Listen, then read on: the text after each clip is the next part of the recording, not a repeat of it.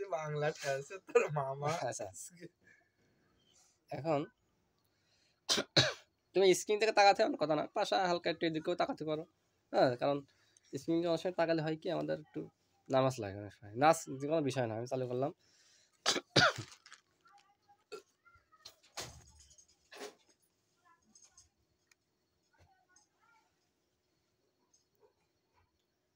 জয়গুরু বন্দে পুরুষোত্তম। আজকের জীবন গল্পে আমাদের আজকের অতিথি আমাদের শ্রদ্ধেয় অমিত দা। অমিত দাকে শুভেচ্ছা এবং অভিনন্দন জানাচ্ছি আমাদের এই গল্পে। অমিত দা, জয়গুরু। জয়গুরু। তো প্রথমেই শুরু করো যে তোমার নাম, জন্ম পরিচয়, তোমার যেভাবে ভাল লাগে আর কি বলতে পারো।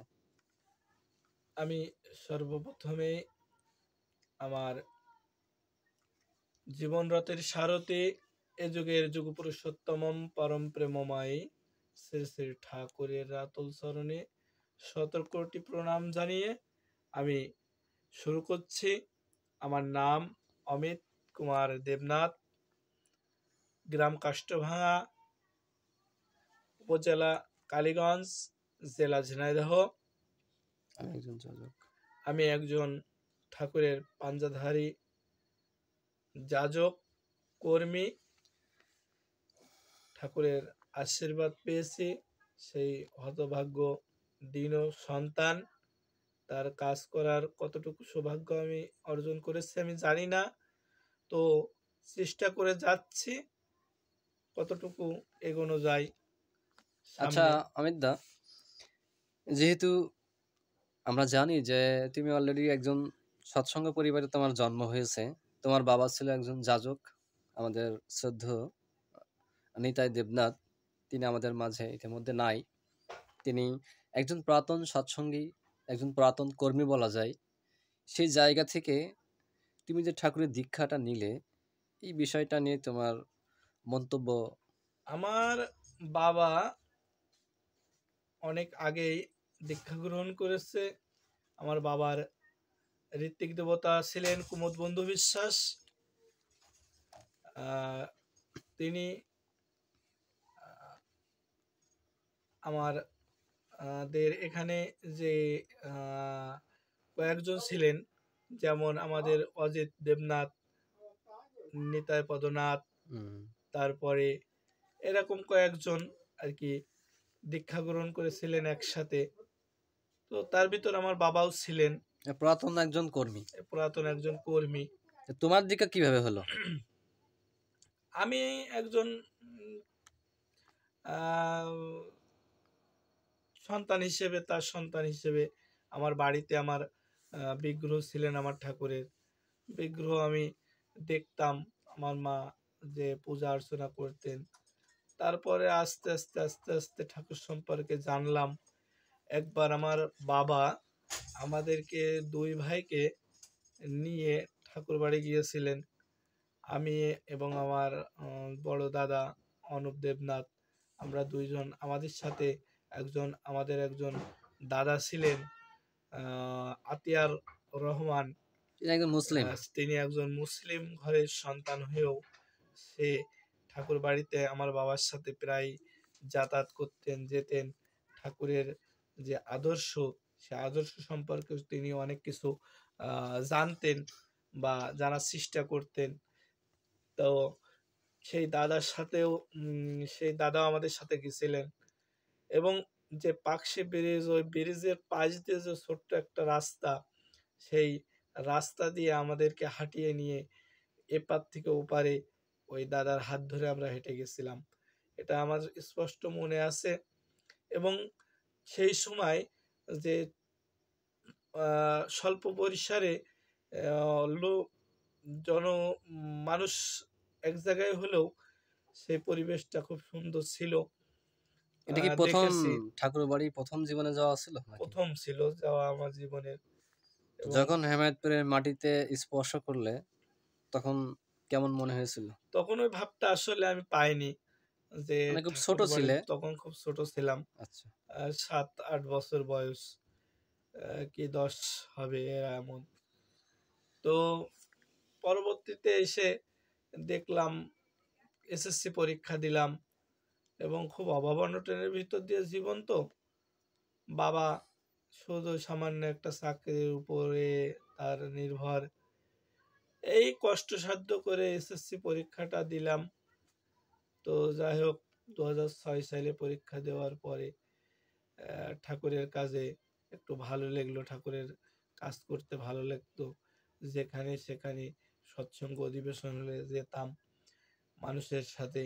আমাদের সহব্রতী ঋত্বিক এখন সুব্রত কুমার নাথ মহোদয়, তিনি তার সাথে করে নিয়ে বিভিন্ন জায়গায় নিয়ে যেতেন। এইভাবে আর কি ঠাকুরকে ভালোবেসে ফেললাম এবং ঠাকুরের প্রতি একটু প্রেমের ছোঁয়া লেগলো। সেটাই। এই এতে আর কি এখন কোথাও নিজে অনুষ্ঠান ভাবলাম হলে যে দীক্ষা গ্রহণ করতে হবে। তখন বাবাকে বললাম যে বাবা দীক্ষা নিতে হবে। কি বাবা বলল ঠিক আছে, তাহলে দীক্ষার ব্যবস্থা করা হোক। দীক্ষা আমাদের এখানে আসতেন সব্রতী ঋত্বিক সুকুমার পাঠক মহোদয়। তাকে আমরা দাদু বলেই সম্বোধন করতাম। তো আমার একেবারেই ফ্যামিলি ঋত্বিক হিসেবে তাকে বলা যায় যে তিনি আমার ফ্যামিলি ঋত্বিক। যাই হোক, মানে সুকুমার পাঠক নামটা যেটা উচ্চারণ করলে, তিনি আমারও শ্রদ্ধ ঋত্বিক দেবতা। তার কাছ থেকে আমিও নিজেও দীক্ষা নিয়েছি। আমার পরিবারের সবাই তার কাছ থেকে দীক্ষিত। তো এই দীক্ষা নেওয়ার যে অনুভূতি, সেটা তুমি উপলব্ধি করলে এবং তোমার পরিবার সম্পর্কে তুমি কিছু কথা বললে। এই যে বর্তমানে তুমি ঠাকুর যে দীক্ষা নিলে, হাঁটি হাঁটি পায়ে একটা পর্যায়ে আসছো তোমার জীবনে, তুমি এখন স্বস্তানি একটা সময় নিলে। এই স্বস্তানি নেওয়ার ভিতরে কিছু ঘটনা আমরা জানি, সেটা যদি তুমি একটু শেয়ার করতে। আমি এটা একটু পরে যাচ্ছি। আচ্ছা। তার আগ দিয়ে আমি আরেকটু কথা বলি। আমি যে দীক্ষা গ্রহণ করলাম, এই দীক্ষা গ্রহণ করার পরে আমি এসএসসি ইন্টার শেষ করলাম এবং তারপরে যে আমি সৎসঙ্গ অধিবেশনে যাওয়া আসা করি এভাবে আর কি চলতে থাকে। তারপরেও আমি একটু বিবাহ বন্ধনে আবদ্ধ হয়ে গেলাম। তো আমার বাবার একটা ইয়ে ছিল যে আমার বাবা আহ, বৌমাদেরকে আর কি পাশে বসিয়ে নিয়ে সত্য অনুসরণ পড়াতেন এবং আহ, সে দীক্ষার বিষয়ে এগিয়েছিলেন যে দীক্ষা দিতে হবে। আমার বাড়িতে একটা নতুন লোক এসে, নতুন একটা মানুষ এসেছে, তাকে দীক্ষা দিতে হবে।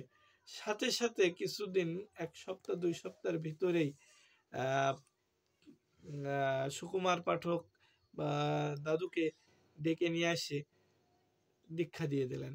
তার ভিতরে যে চলন বলন ছিল যে দীক্ষার বিষয়, যে এটা কালিবাসী করা যাবে না। আমরা অনেকে মনে করি যে এসেছে বাড়িতে একটা নতুন লোক, বা ছেলে বিয়ে দিয়েছি, নতুন বৌমা হয়েছে, নতুন বেটার বউ হয়েছে, আমরা পরে দেব, সময় হলে দেব, এরকম কাজটা আমার বাবা করেনি। সে বড় বেটার বউ যখন এসেছে, বড় বৌমা, তার বিষয়েও দীক্ষাগুলো দিয়ে দিয়েছে, আবার ছোট বৌমাকেও দীক্ষা দিয়ে দিয়েছে। খুব সুন্দরভাবে বাবার এই গুণটা বাবার ভিতরে ছিল আর কি। তারপরে কি হলো? তুমি তো আমাতে তারপরে এগিয়ে যাও। এভাবে আমরা এগিয়ে যাই। আমরা বাবা, মা, তারপরে আমার যে বড় ভাই আছে, আমরা সবাই মিলে একসাথে প্রার্থনা করতাম, একসাথে প্রার্থনা করে চলতাম।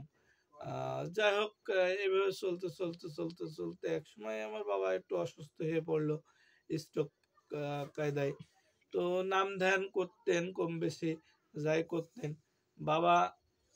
তোমার বাবার মৃত্যুর মুহূর্তটা, যেহেতু আমি ছিলাম, অনেক কিছু ঘটনা আছে, সেটা যদি তুমি একটু শেয়ার করতে। যে মানুষের যে স্মৃতিবাহী মৃত্যু, যে ওই যে মরণের আগ দিয়ে সে যে তার যে অনেক, সে কি মনে রাখতে পারছিল ওষুধ বা আনুষঙ্গিক যা কিছু ছিল, ওই বিষয়টা যদি একটু শেয়ার করতে। আসলে আমার বাবা আমাদেরকে, আমি কোথাও যদি একটা অধিবেশন হতো, তা আমি যদি মিস করতাম, আমার বাবা বলতো, অমিত আজকে অমুক জায়গায় অমুকের বাড়ি কিন্তু আজকে অধিবেশন আছে, আজকে কিন্তু যাস। তা বাবার ভিতরে ঠাকুরের একটা সৃষ্টি ছিল, তার ভিতরে সুস্থ গ্রহণ করছিল, যাজকের পাঞ্জা, ঠাকুরের আশীর্বাদ পাইছিল। তো সেটা বাবা হয়তো ধরে রাখার চেষ্টা করছিল, হয়তো বা পারেনি। দরকার তারপরেও নেই। তার ভিতরে একটা ভক্তি ছিল যে যেদিনকে বাবা মৃত্যুকে বরণ করে নেবে, ওই দিনকার ঘটনা। সকালবেলা আমি বাবার সাথে কথা বলছিলাম, স্কুলে আছি, বাবা বাজার থেকে এসেছিল, এসে বাড়িতে 11টার দিকে সম্ভবত ছিল। তো মনে মনে বাবার একটু হয়তো খারাপ লাগছিল, গার ভিতরে অবচ্ছিন্ন হয়ে কেমন একটা হয়ে গেছিল। তখন ছোট আমার আমাদের আমার বাড়িওয়ালা ছিলেন, ছোট বিটার বউ, তার ছোট বিটার বউ এবং বড় বিটার বউ বাড়ি ছিলেন, দুইজনই বাড়ি ছিলেন, দুই বৌমা তাকে ধরে আর কি মাথায় জল দেওয়া বা ওষুধ খাওয়ানো এগুলো করছিল, এবং আমাদেরকে খবর দিলে আমরা ডাক্তার নিয়ে আসছিলাম। ওই সময় হঠাৎ ডাক্তারও পাওয়া যায়নি, অবশ্য পাওয়া যাচ্ছিল না। যাই হোক, প্রাথমিক চিকিৎসার জন্য একটা ডাক্তার নিয়ে আসা হলো। তো বিভিন্ন ট্রিটমেন্ট দেওয়ার পরেও তার যে প্রেশার, সেই প্রেশার তার হাই প্রেশার ছিল। নিয়ন্ত্রণে আসছিল না। হ্যাঁ, বা হাই প্রেশার ছিল, কিন্তু প্রেশার কিন্তু লো দেখাচ্ছিল। তো আমাদের বাড়ির পাশে একটা ভাগ্নি ছিল, ভাগ্নিকেও ধমক দিয়ে বলছে যে আমার প্রেশার কখনো লো, হাই ছাড়া লো হয় না, তুই কেমন প্রেশার মাপছিস। এবং এইভাবে যা হোক কিছু সময় ভালো ওষুধ ছিল, খাওয়ার কিছু ঘটনা ছিল, ওষুধ আগ মুহূর্ত। কিছু সময় ভালো ছিল। এবং সন্ধ্যার পরে বাবা প্রার্থনা করতে চাচ্ছে, কিন্তু প্রার্থনা করতে পারছে না। যে তার যে এইগুলো ভিতর থেকে বেরিয়ে আসছে প্রার্থনার উচ্চারণ, কিন্তু সেগুলো আবার বেঁধে যাচ্ছিল। তো যাই হোক, সে সন্ধ্যায় বসে ছিলেন, ঠাকুরের নাম করছিলেন। আগ মুহূর্তে রাত 8টা, 8:30টার পরে যে বাবা, আমার একটা ছোট মেয়ে ছিল, মেয়ে আছে, মেয়েকে বলছে যে অনু, তোমরা খেয়ে নাও, খেয়েছো শোনা? তা আমার মেয়ে বলছে, না বাড্ডা, আমরা এখনো খাইনি। যাও খেয়ে নাও। এই আমরা খেতে আসছি, খেয়ে টেয়ে একটু যাই হোক পা জিরাচ্ছি, খাটের পরে বসছি। ওই মুহূর্তে আমার মা আমাদেরকে ডেকে বলছে, তোর বাবা কেমন করছে, একটু আয় তো। গেলাম, যে দেখি যে একবার এপাশ একবার ওপাশ, মনে হচ্ছে তাকে কেউ টেনে হেঁচড়ে নিয়ে যাচ্ছে, মানে কোথাও শান্তি পাচ্ছে না, বসে শান্তি পাচ্ছে না। তার যে আহ, খাটের পরে বসেছিল, সে খাটটি একবার এপাশে যাচ্ছে, একবার ওপাশে যাচ্ছে, একবার ফ্যানের বাতাস দিচ্ছে দেওয়া হচ্ছে। কিন্তু ওই মুহূর্তে বাবাকে একটু ওষুধ দেওয়া হয়েছিল, বলা হলো যে বাবা একটু এই ওষুধটা খাও। তো আমার বাবা বলছে যে এটা কি ওষুধ। একেবারে মৃত্যুর 2 মিনিট 1 মিনিট 2 মিনিট আগে, 1 মিনিট আগে বলছে এটা কি ওষুধ। তা আমি বললাম যে এটা ডম্পিরিডন, হজমের জন্য। তা বলছে, খে- হাতে করে দেখলো, দেখে গালের ভিতরে দিল, জল খেলো, এবং শেষ মুহূর্তে তাকে একটু ওই ইসুপগুলো ভুষি দেওয়া হইলো, খাইনি, সেটা খাইছিল না। তো তাকে বলা হয়েছিল যে নাম চলছে কিনা। আমার যে সহব্রত ঋত্বিক সুব্রত কুমার নাথ মহোদয়, আমার দাদা, বাবার কাছে জিজ্ঞাসা করছিলেন যে কাকা নাম মনে আছে, নাম করেন? তো বাবা মাথা কাত করে বলছে, হ্যাঁ নাম মনে আছে। তো তার ভিতরে যে স্মৃতিবাহী যে চেতনাটা, যে ঠাকুরকে মানুষের, গ্রহণ করে সেটা পেয়েছিল সে। সেটা আমার মনে হয় ঠাকুরকে গ্রহণ করে সেটা পেয়েছিল। এবং মৃত্যুর আগ মুহূর্ত তার ভিতরে কোনো যে একটু যন্ত্রণা হয়তো বা হয়েছিল, কিন্তু সে সে স্মৃতি নিয়ে, স্মৃতিবাহী চেতনা নিয়ে সে দেহ ত্যাগ করছিল। যাই হোক, এভাবে সে আমার কোলের পরেই আমি দুই হাত ধরে তাকে ছিলাম। আমার জীবনে আমি আমার বাবাকে আমি দেখলাম যে কিভাবে মানুষ একটা দেহ থেকে কিভাবে আত্মা বেরিয়ে চলে যায়। এটা আমার উপলব্ধি হয়। এখন আমি ভাবি যে আমার বাবা আমার কোলের পরে এভাবে চলে গিয়েছিলেন। তো তোমাদের কোনো দিক নির্দেশনামূলক কোনো কথা বলেছিল যে না, তেমন কোনো দিক নির্দেশনামূলক কথা বলার আসলে সুযোগ পাইনি। আগে থাকতে আর হয়তো বলেছিল কিছু? না, আগে থাকতে তেমন কোনো কথা আমার স্মরণে নেই। তো যদি আসে আমি বলবো। যাই হোক, তার মানে তোমার বাবা দেহ রাখলো, তারপরে তার পরের জীবনটা কেমন হলো? পরের ধাপটা বা সামনের দিকে এগিয়ে যেতে পারো। তারপরে আস্তে আস্তে যাই হোক তখন সবকিছু। তো তুমি স্বস্তি নাওনি, না, তোমার আমি পরিবার কেউ স্বস্তানি গ্রহণ স্বস্তি করিনি। নেয়নি।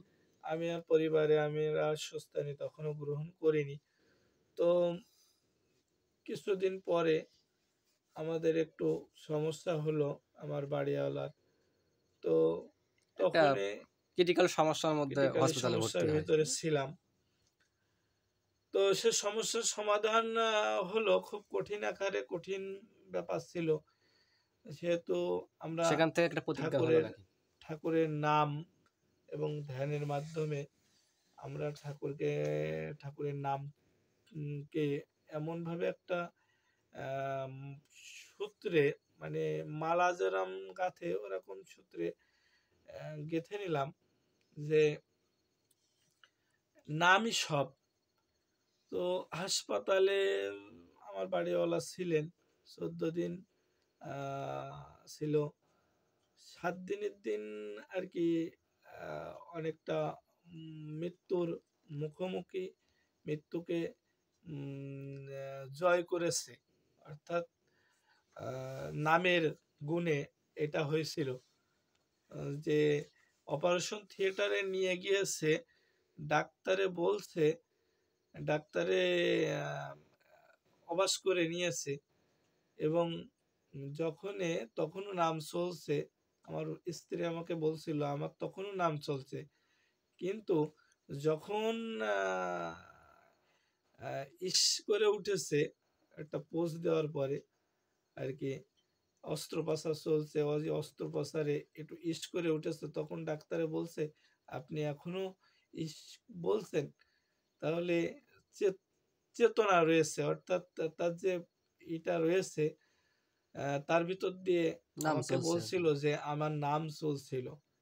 আর তারপরে আবার ইনজেকশন করেছে, ইনজেকশন করাতে তারপরে যে তার আর স্মৃতি ছিল না।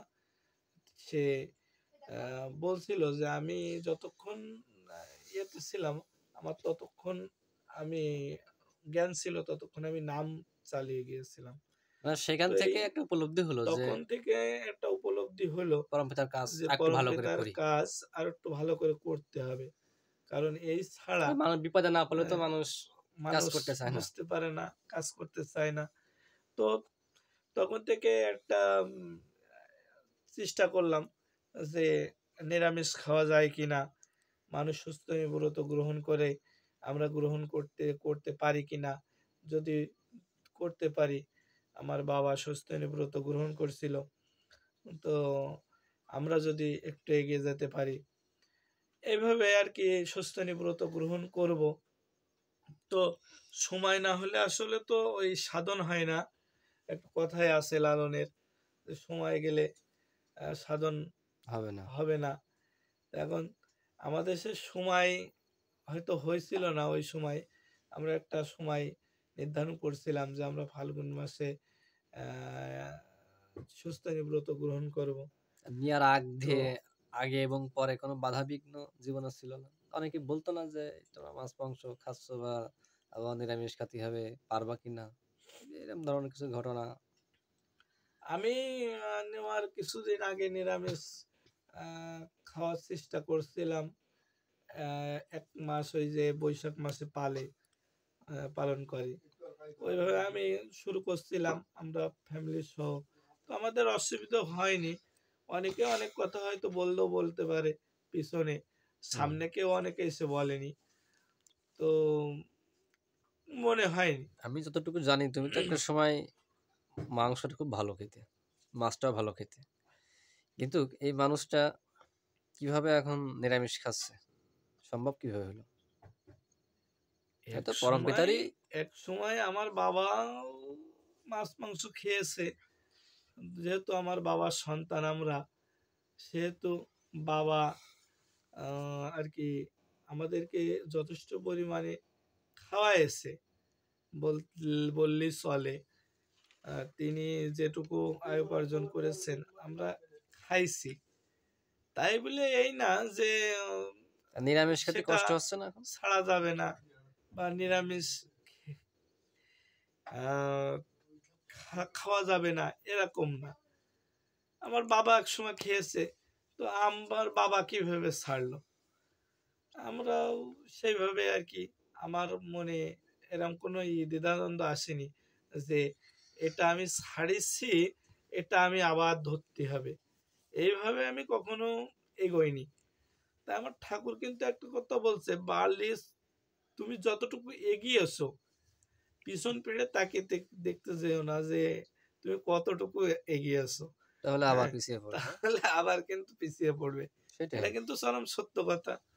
তো এইভাবে আর কি আমরাও এগিয়ে যাচ্ছি। ওই চেষ্টা করব যে, যেহেতু ঠাকুর আশীর্বাদ দিয়েছেন নিজে হাতে করে, সেই আশীর্বাদটাকে ধরে রাখার জন্য। অনেকে গ্রাম অঞ্চল তো, অনেকে বললে বলতে পারে যে মৃত্যুর আগ মুহূর্তে খেতে হবে, এখন তুমি না খাও আর না খাও। হ্যাঁ, এটা কিন্তু আমার বোধে আসে না, এটা আমার বোধে আসে না। আমরা যেহেতু গতদিন ওই যে হাসপাতালে গেলাম, নির্মল সরকার মহোদয়ের যে সুস্থ ব্রতধারী যে অসুস্থতা, তিনি কিন্তু নিরামিষ ডাক্তারে কিন্তু বলছিল যে সবজি খাওয়ার কথা, বেশি বেশি করে সবজি খাওয়ার কথা। ডাক্তারে কিন্তু কোনো সময় বলেনি যে জ্যান্ত মাছ মাংস হুম। এগুলো খাওয়ার কথা কিন্তু বলেনি। অর্থাৎ আমার মনে হয় পরিবেশ পরিস্থিতিতে সামনে এগুলো লাগবে না, সেটাই। এবং সুস্থ ব্রত গ্রহণ করলে যে শরীরে যে এনার্জি আসে, যে শক্তি আসে, যে আহ, স- দেহের যে একটা উজ্জ্বল কাঠামো এটা তৈরি হয়, এটা কিন্তু সুস্থ ব্রত গ্রহণ করলে হয়। এটা যারা গ্রহণ করেছে তারাই জানে এর কি গুণ। অর্থাৎ সুস্থহানি ব্রত গ্রহণ, তো সুস্থহানি শব্দের অর্থ সুঅস্থি অয়ন, অর্থাৎ সুপথে যাওয়া, সুস্থ এটাই তো থাকার বোঝায়, পথ। তাই তো। সেটাই। তো সুস্থ থাকার পথ, ভালো থাকার এই পথ। পথ ভালো থাকার পথ। তো এই সেখানে আমি নিরামিষ খেলে আমার সমস্যা নিরামিষ খেলে কোথায়? আমার সমস্যা কি? এইভাবে তোমার স্বস্তানি হলো, তোমার আর তোমার এভাবে স্ত্রীর। আমার হ্যাঁ। তা না, এখানে আবার একটু বাধা ছিল। সে বাধাটা হচ্ছে আমার সুকুমার পাঠক দাদু, তিনি বললেন যে দেখ, তোরা আরেকটুখানি চেষ্টা কর, যে আরেকটুখানি দেরি হ, একটু ভাব, চিন্তা ভাব। কর যে পারিস কিনা। তো দাদু ওই যে চোখের অপারেশন করে আসলো, এসে বললো যে আমি এ মাস থাক, সামনের মাসে আমি এসে দেব। ওই হুম। সময় কিন্তু হলো না। পরে যে আহ, ঠাকুরের যে প্রাপ্তি, আশীর্বাদের প্রাপ্তি, এটা কিন্তু আর কি একটু দেরি হয়ে করেই হয়েছে। তো যাই হোক, এইভাবে ছিলাম। এখন পরবর্তীতে ভবিষ্যতে যাতে থাকতে পারি, সেই প্রত্যাশা। সেই এখন তুমি প্রত্যাশা। বর্তমান যাজকের পাঞ্জায় আছো। এটা পরমপিতার আশীর্বাদ। কারণ পরমপিতার আশীর্বাদ ছাড়া তো যাজকের পাঞ্জা হয় না। তো তোমার কর্মপেশা তো কিছু বললে না। কর্মপেশা কি আমি অবস্থায় আছো? উম, প্রথম অবস্থায় আমি যাজকের যাজক কি জিনিস আমি কিন্তু জানতাম না। তো আমাকে সুব্রত দাদা ঠাকুর বাড়িতে নিয়ে গেলেন, বললেন যে চল যাই ঘুরে আসি। আমরা দুই ভাই গেলাম। তো দাদা বলল যে পাঞ্জা নেওয়া যায় কিনা, সবার সাথে পরামর্শ করলেন। তো আমার ওই যে সহপ্রতি ঋত্বিক মহোদয়, দেবকিঙ্কর সাহা মহোদয়, উনিও আলোচনা করলেন, উনিও আবেদন করলেন। তো ওনাকে সবাই বললেন যে এবার থাক, সামনের বার নেওয়া যায় কিনা। পরে আবারও আরেকবার চেষ্টা করলেন। সেবার আমি এবং আমার দাদা একসাথে গেলাম, এবং যে আমরা ওইদিন অতিবাহিত করলাম না, আমরা ওইদিন চলে আসলাম। আসার পরে কিন্তু পাঞ্জা দেওয়া হলো। ওইবারও আমার পাঞ্জা হলো না। পরের বার যে আমার পাঞ্জা হলো। তো যাই হোক, অনেক প্রতিকূলতার ভিতর দিয়ে আবেদন করা হলো। সেই আবেদনে আমার যে আমার পরমপিতা জন্য যে আহ, ওই যে সুপারিশটা, এই সুপারিশটা কিন্তু করছিল আমার সুব্রত দাদা, আবেদন করছিলেন। কিন্তু হুম। সুপারিশে কিন্তু দাদা সিগনেচার করছিল না। আমি কিন্তু দৌড়িয়ে যে সেটা করে আসলাম। তো আসার পরে আমাকে যে প্রশ্ন, আমি ভাবলাম আমাকে অনেক প্রশ্ন করা হবে, বা অনেক কিছু সেখানে জিজ্ঞাসা করবে আর কি। হ্যাঁ ইন্টারভিউ। তো আমার যে চেষ্টা বা আমার যে আকুতি, এগুলো দেখেই আমাকে তারা আর কিছু জিজ্ঞাসা করলো না, আমাকে বললো ঠিক আছে। এবং আমার যে ডকুমেন্টগুলো, কাগজপত্রগুলো দেখে বললো যে ঠিক আছে, তাকে নেওয়া যায়। এই বলে আমাকে অনুমতি যাজকের পাঞ্জা দিলেন, হলো। অনুমতি দিলেন। এটা এবং পরমপিতারই খেলা এবং তো। এবং হলো পাঞ্জা হলো সেদিন। যাই হোক। আমি যতটুকু জানি যে তুমি একটা হাই স্কুলে আসো, পাশাপাশি তুমি একটা গাড়ি চালাও। তোমার একটা ইজি বাইক আছে, যেটা ইন্ডিয়াতে টোটো বলে। তো তুমি এই চাকরির পাশাপাশি আমাদেরকে বিভিন্ন জায়গায় সৎসঙ্গ অধিবেশনে নিয়ে যাও। আসলে সম্ভব কিভাবে, হয় কি করে? কারণ একটা চাকরি করে ইজি অধিবেশনে যাওয়া, সেটা নিজস্ব একটা গাড়িতে করে আমাদের সবাইকে নিয়ে যাওয়া, এটা আসলেই সবার পক্ষে তো সম্ভব হয় না। তা তুমি কিভাবে করো? আসলে পরমপিতা সবই করান। পরমপিতার আশীর্বাদ থাকলে পরমপিতাই করান সবকিছু। এটা তো মনের ব্যাপার। আমি সকালে ঘুম থেকে উঠে আমার ক্রিয়াকারী সেরে আমি বেরিয়ে যাই। আবার যখন এই স্কুল থাকে, আমি সেগুলো, চাকরি জীবন পরের অধীন, আমি ওগুলো করি। করে আবার আমার গাড়িটা নিয়ে বিকালে আমি একটু বেরোই। এখানে কিছু উপার্জন হলো বিভিন্ন জায়গায় অধিবেশনে বিভিন্ন যাও। জায়গায়। এবার দেখা যাচ্ছে যে সপ্তাহে হয়তো বা ১ দিন কি ২ দিন অধিবেশন থাকলো। সেখানে আমি সবাইকে ইনভাইট করলাম। আমার আশেপাশে আমার যেসব গুরু ভাইরা আছে, অনেকের হয়তো সামর্থ্য হুম, হুম। আছে, অনেকের সামর্থ্য কাছ থেকে তুমি নেই। দেখি যে পয়সা নেও হুম, না। অনেকের হয়তো ম্যাক্সিমাম যাওয়ার সময় তুমি আশা পয়সা আছে নেও না। কিন্তু সামর্থ্য নেই।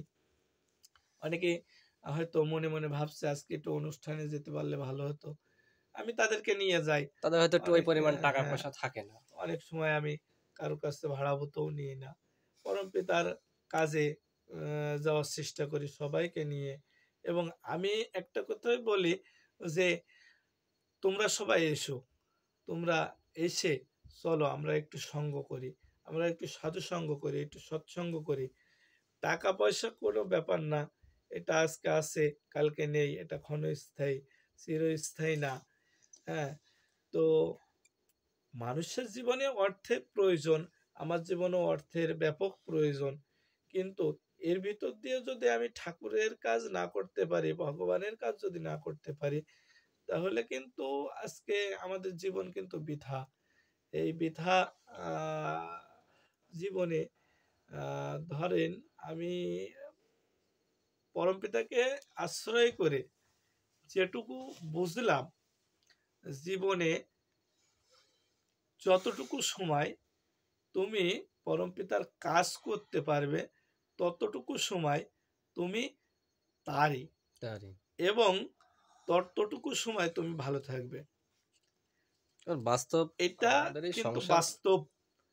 আর যখনই তুমি তাকে ছাড়া হয়ে যাবে, তখনই তোমার ভিতরে বিভিন্ন চিন্তা ভাবনা চিন্তা আসবে। ভাবনা এসে বাসা বাঁধবে, এবং সাংসারিক চিন্তা, জাগতিক চিন্তা, এগুলো এসে বাসা বাঁধবে। এটা সত্য কথা। তো যাই হোক, তার মানে মোটা দাগে বলা যায় যে সৎসঙ্গ গ্রহণ করে উন্নতি হয়েছে কিছু। তা অর্থনৈতিক দিক থেকে অনেকেই মনে ভাবে যে সৎসঙ্গ করলে হয়তো বা অর্থনৈতিক দিক থেকে সেটাও হয়। উন্নতি হয়। তাই সেটাও হয়, সেটা না, সেটা বলা যাবে না যে হয় না। সেটাই। ধরো আজকে কোথায় ছিলে, এখন কোথায় আছো? হ্যাঁ, এটা কোথায় আমরা থাকি আর কোথায় আসি, এটা আলাদা বিষয়। বিষয়টা হচ্ছে অর্থের অর্থ তিনিই যোগান। সেটাই। তাকে যদি ধরে থাকা হয় তাহলে তিনিই যোগান। ঠাকুর ওই যে আপনার ইয়েতে পুণ্যপুঁথিতে বলছে, থাকবি সংসারে মন রাখবি ভগবানে। তো আমরা সংসারের থেকে ভগবানের মন রাখা আসলে একটু কঠিন ব্যাপার। তো তো কলিযুগে ঠাকুর যেভাবে দিয়েছে এভাবে করলে হয়তো কঠিন ব্যাপার সবার কাছে না, যারা তাকে ধরেছে। ঠাকুর যেমন দিয়েছে নাম জপ, হুম। নাম জপ করার কথা বলছে। আমরা যদি মনে মনে তাকে জপ করি, যদি হাতে মালা না নিয়ে কর্মে, কর্মের ভিতর দিয়ে তাকে যদি জপ করে যায়, তা ঠাকুর কিন্তু বলছে যে মানে কলিযুগের ধর্মে, মানুষের তো সময় নেই। ধর্মে কর্মে ধর্মকে যে সরি বলো, আমি কেটে দিতে রিল্যাক্স হয়ে নাও। কর্মের ভিতর ধর্মকে যে পালন করতে পারলো না, ধর্মে কর্মে আনলো বিভেদ, পদে পদে লাঞ্ছনা। এই যে ছোট্ট একটা বাণী, এই বাণীর ভিতর দিয়ে আমরা এই যে কর্ম করছি, আমি সারাদিন গাড়িতে আজকে, তো আমার মনে হয় আমি কতটুকু সময় আমি ঠাকুরকে ভুলেছিলাম। এটা 10 ঘন্টার ভিতরে আমার মনে হয় আমি 2 ঘন্টা ঠাকুরকে ভুলেছিলাম কিনা। আর বাদ বাকি সময় হয়তো বা আমি কিন্তু ঠাকুরকে ধরে রাখার চেষ্টা করেছি, নাম করার চেষ্টা করেছি, মাঝে মধ্যে ঠাকুরকে ধ্যান করার চেষ্টা করি। তো এই সব মিলিয়ে ভালো আছে। সব মিলিয়ে আমি মনে করি আমি ভালো আছি। তো বর্তমান যারা সৎসঙ্গ করছে বা অনেকে সৎসঙ্গে আসতে আগ্রহী, তাদের নিয়ে কি বলতে চাও? যারা সৎসঙ্গে আসতে চায়। অনেকেই সৎসঙ্গে আসতে চায়, তো এখন আসা তো বড় কথা না, আসলে করতে হয়, হ্যাঁ, কিছু করতে কিছু হবে। না কিছু করতে হয়। এখন আমরা কিন্তু করার ভয়তে অনেকে আসতে নারাজ, যে সৎসঙ্গ অধিবেশনে ধরেন আমরা সকালে প্রার্থনা, হুম, ইষ্টভীতি রাখা। সন্ধ্যায় প্রার্থনা, ভোর হলে নাম ধ্যান, তারপরে ইষ্টভীতি, সেটা আবার টাকা ঠাকুরকে দিয়ে করতে হয়। ঠাকুরকে আবার কিছু টাকা দিয়ে করতে হয়। হুম। এই টাকাটা আবার কিভাবে যোগান দেব, এই যে বিভিন্ন চিন্তা ভাবনা আমাদের মনের ভিতরে আসছে, এই চিন্তা ভাবনা নিয়ে অনেকে হয়তো পিছিয়ে যায়। আবার অনেকে ভাবে যে সৎসঙ্গ অধিবেশনে গেলেই দেখি সংসারের কথা বলে, বিভিন্ন শিক্ষার কথা শিল্প, বলে, সংস্কৃতি, দীক্ষা, শিক্ষা, মেয়েদের শিক্ষা, কর্ম, আচার ব্যবহার, এসব কেন এ বলতে কেন, হয়? এগুলো সেটাই। কেন। সৎসঙ্গ কিন্তু এগুলোর কথাই বলা হয় বেশি, কারণ এগুলো যদি আমরা ব্যক্তি, দম্পতি, গৃহ, সমাজ, এগুলো যদি আমরা ঠিক না করি, তাহলে কিন্তু আমাদের ওই ধর্মকর্ম কিন্তু কোনো মতি হয় না, এবং ধর্মকর্ম করে কোনো লাভ হয় না। তো আগে আমার গৃহ, তারপরে যে আমার সমাজ, তারপরে আপনার রাষ্ট্র। রাষ্ট্র, এই সব মিলিয়ে আর কি আমরা মোটামুটি ধাপে ধাপে এগিয়ে যাওয়ার চেষ্টা করার একটা পন্থা হচ্ছে সৎসঙ্গ। অর্থাৎ ঠাকুর বলেছে যে মানুষ গড়ার কারিগর হচ্ছে এই সৎসঙ্গ। অর্থাৎ ইংরেজিতে যে কথাটা বলা হয়, ওই যে বলো রিল্যাক্স, আমার মানে কাটা যাবে না সমস্যা, তোমার যেখানে বাধে তো তো থেকে যাও। যাই হোক, এই মানুষ গড়ার কারিগর অর্থাৎ কারখানা হচ্ছে সৎসঙ্গ। তো আহ, এটা আমি নিশ্চিত যে একটা মানুষ যদি দীক্ষা গ্রহণ করে ঠাকুর অনুকূল চন্দ্রের এই দীক্ষায়, তো তাকে মানুষ হতেই হবে। এটা বাস্তব সত্য কথা, যে কাটায় কাটায় ইষ্টভীতি, ইষ্টভীতি এবং সদাচার যদি সে পালন করে, তাহলে সে মানুষ হওয়া তাকে লাগবেই। তাই ঠাকুর বলছে, মানুষ আপন টাকা পর, যত পারিস মানুষ ধর। মানুষকে ধরতে হবে, মানুষকে ধরতে হবে। তো তো একেবারে আমরা প্রায় যাই শেষ হোক, প্রান্তে আছি, তো তুমি যদি কিছু আর বলতে চাও বলো। আর আমি আজকে আর বেশি কিছু এগোচ্ছি না। আপনারা আসুন, এখনো সামনে আমরা যে প্রতিকূলতার ভিতরে বসবাস করছি, জীবন জীবিকা নির্বাহ করছি, এতে সামনে যে দ্বিতীয় তৃতীয় বিশ্বযুদ্ধ আমি মনে করি যে চলছে, এই সামনে যদি আমরা কেউ বেঁচে থাকি, তাহলে আমার মনে হয় বেঁচে থাকার জন্য যে যুদ্ধ চালানো উচিত আমাদের, সে যুদ্ধটা হচ্ছে নাম এবং ধ্যানের মাধ্যমে তাকে স্মরণ করতে হবে। তো এটা স্মরণ করতে হলে আমাদের আগে তার সাথে যুক্ত হতে হবে, সেই পরমপিতার সাথে যুক্ত হতে হবে, সেই পরমপিতাকে স্মরণ রাখতে হবে, এবং পরমপিতার সাথে যুক্ত হলে দীক্ষা গ্রহণ করতে হবে। এইটাই হচ্ছে 1 নম্বর সত্য কথা। তো আপনারা দেরকে আমি যারা যারা এই প্রোগ্রাম দেখছেন বা দেখবেন, আমি সবার কাছে করজোরে মিনতি করব যে আপনারা আসুন। আমরা এখনো সামনে সময় আছে, আমরা একটু দীক্ষা গ্রহণ করি, দীক্ষা গ্রহণ করি, দীক্ষা গ্রহণ করি। এই দীক্ষার কোনো বিকল্প নেই। জয়গুরু, সবাই ভালো থাকবেন, সুস্থ থাকবেন, এই বলে আমি আমার কথা শেষ করছি। জয় গুরু।